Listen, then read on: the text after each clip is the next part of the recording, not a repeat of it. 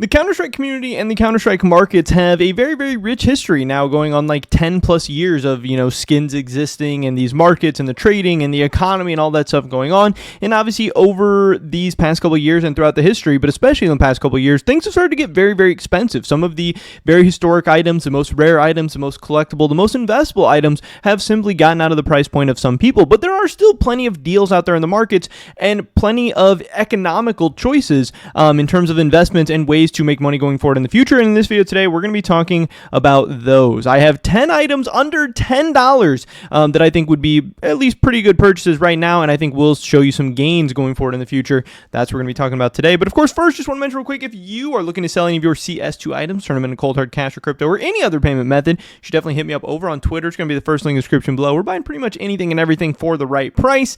So if you're looking to sell or cash out on any of your items for money IRL or just to switch up your inventory or portfolio or whatever, hit me up. We can probably get a deal done, and you're helping support me, my channel, my content, which would be awesome, and I would appreciate it a ton. With that being said, let's get right into this. So I tweeted out a while ago that some of my main investments right now, and I'll probably dive deeper into this in a video, but my main investments right now and what I think are the best places in the market to find some value or to buy while things are a little bit stagnant are rare cases, bordered stickers, and patches. Now, could I be wrong? Could I be right about that? Yeah, who knows? But those are the areas that I have chosen mostly to focus on lately, where I'm putting a lot of my time, effort, and energy into, and a lot of my funds into as well. So in this video today, I did want to showcase some of the cheaper options that I find in those categories. So first up is the Prisma 2 case. Now, in the past year, this case is actually down around 7 or 8%. So if you've been holding for the past year, that's a little bit annoying. You're down a little bit of money, but again, your performance in 1 year really doesn't matter. I know a lot of people, especially in the Counter-Strike markets, are a little bit younger, a little bit less experienced.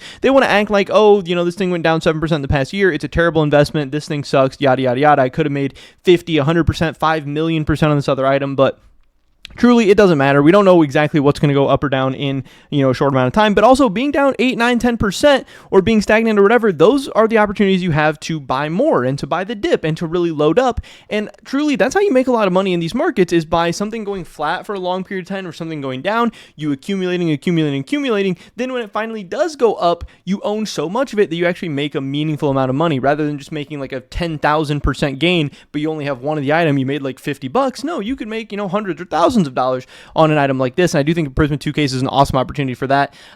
Decently priced case at 69 cents. You're able to buy a ton of them for pretty cheap. Yes, it is down overall, but again, if you look at some of the graphs, we can go from like here. The graphs on this thing look really good. It's a case that has a great unboxing rates. It's a really cool case, fun case to open. The supply is being eaten into massively, and I do think it's a case that's going to do pretty well. Next up, the Danger Zone case. This is actually I think second most unboxed rare case right now, only behind like the Snakebite case. This is actually overtaking the Prisma 2 case as the most unboxed rare case. That's like not the Snakebite that just recently got put into the pool. Danger Zone case down 14% in the past year, but again, the supply of these is being eaten into so fast.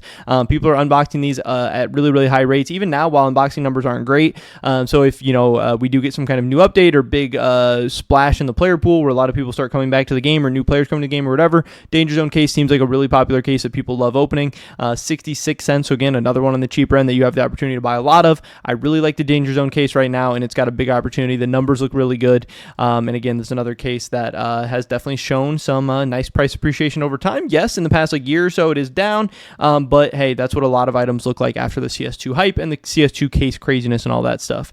Next up, we have the Recoil case, and people might think this one is a little bit weird, but man, the Recoil case is getting so dirt cheap. Here we're down at 14 cents, and again, that's on the Steam community market, so you can get these even cheaper on third-party marketplaces. And yes, this case is down 75% in the past year. You're able to get these at an absolute steal right now, and how much lower can this case really go? But also, I do believe this is the least unboxed active duty case right now, which makes it a prime candidate to be the next case removed when Valve does eventually, and likely soon, to add a new case or collection or whatever to the game. Yes, the Fracture case could be removed, whatever, or the Recoil, and if the Recoil isn't removed this time, it'll probably be the next case removed. Either way, this case is just starting to get way too cheap. Yes, the supply on this thing is going to be absolutely massive. It's going to take a long time to see any kind of meaningful amount of gains with this case, but I do think over the years and going forward in the future, if you buy cases at prices this low, I do think it's going to go really well. So I just love the price of the recoil case right now. And again, if you're looking for a cheap investment, you can buy a ton of these things and really load up. And when the prices do, I think eventually explode, you'll probably be able to make some money. Next up, we have the Contenders Patch Pack. Now, I don't really mind any of the patch packs. I kind of like the Contenders because the Tyloo one is definitely one that I like a lot, but I also like Entropic, Copenhagen Flames, Virtus Pro, Sharks, all that stuff I do think is pretty good. Yes, this is down about 18% in the past year, but again, I don't really think it deserves to be down so much. Patches have gone really crazy in the past year. The skill group patches and the Riptide patches, the Stockholm patches have not done as good, but I don't really see why. Yes, major items have not done so good in the past couple of years, but major patches are not something that are being replicated or coming out with the new majors, so these items are only going to become more rare and more unique over time. And if Valve does eventually add more agent customization and more agent featuring options and stuff, I do think all kinds of patches are going to explode in value, and that's why I love patches. And then you have patch packs that are a finite supply that are going to be getting opened up and stuff, so I really like all the Stockholm patch packs, Contenders being my favorite, but also if you went with like challengers with the mouse patch or whatever too, I don't think that one could be that bad. Next up, we have the Mad Sushi Patch, but really this could be any of the cheap Riptide patches. Most of the Riptide patches are not like cheap anymore. This Mad Sushi Patch is up 308% in the past year. Obviously, I would have preferred to buy it like a year ago, but hey, we are at where we're at today, and at $6, I still think some of these patches are not amazing deals, but I think they're okay deals. And if you really believe in the future of patches and Riptide patches and all that stuff, you can try and buy a Bayonet Frog for $800, or you can maybe pick up some Mad Sushi patches for like $5 or $6. And again, these ones have still had really nice price appreciation. And as the other Riptide patches have gone up, the cheaper ones have followed and have gone up as well. Like I said, Mad Sushi Patch, percentage-wise, this thing has had some really nice gains. I think the Mad Sushi one's kind of funny, but there's some other kind of funny, kind of cute ones in the Operation Riptide collection. And as people get priced out of a lot of the other Operation Riptide patches, since there's not that many patches in the game, they have to go somewhere, and it seems like a lot of people have kind of funneled down into the lower end Riptide patches. I own some of these. I have some Mad Sushi, I have some Giant Squid, I have some Anchors Away, stuff like that. They've all done really well for me, and I definitely want to buy more.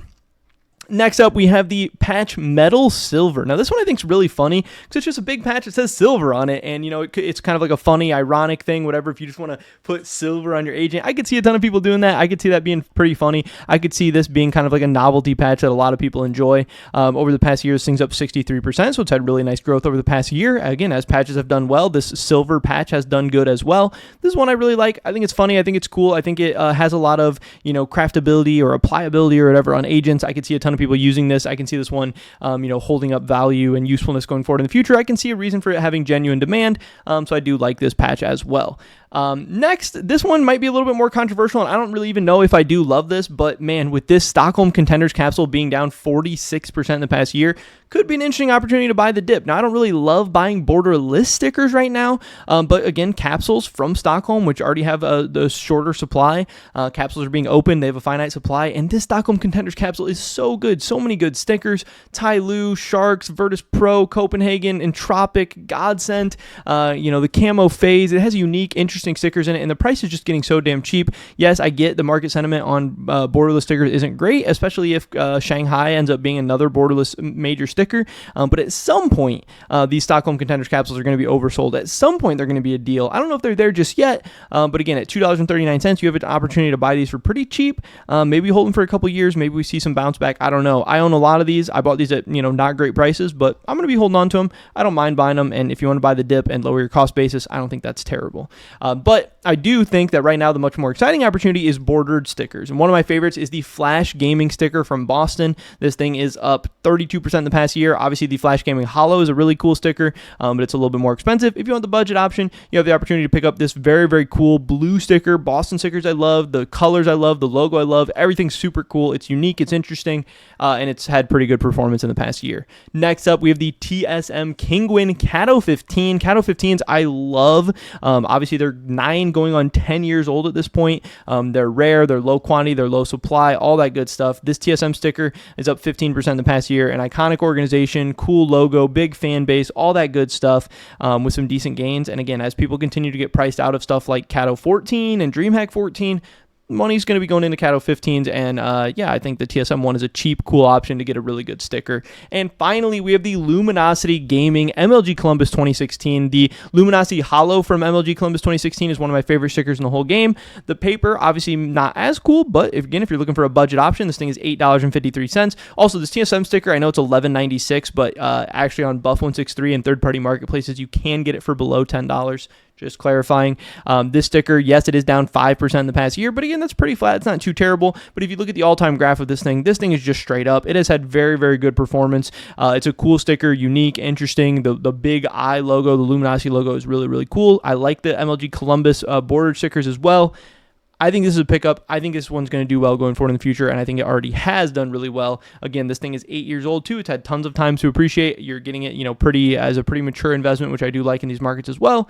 But that's pretty much it for this video today, guys. 10 budget investments that I think you guys can actually make some decent coin off of. Some of these items I own, some of these items I'm considering buying. Some of these items I'm just buying the more expensive version of them, but I also like the cheaper version as well.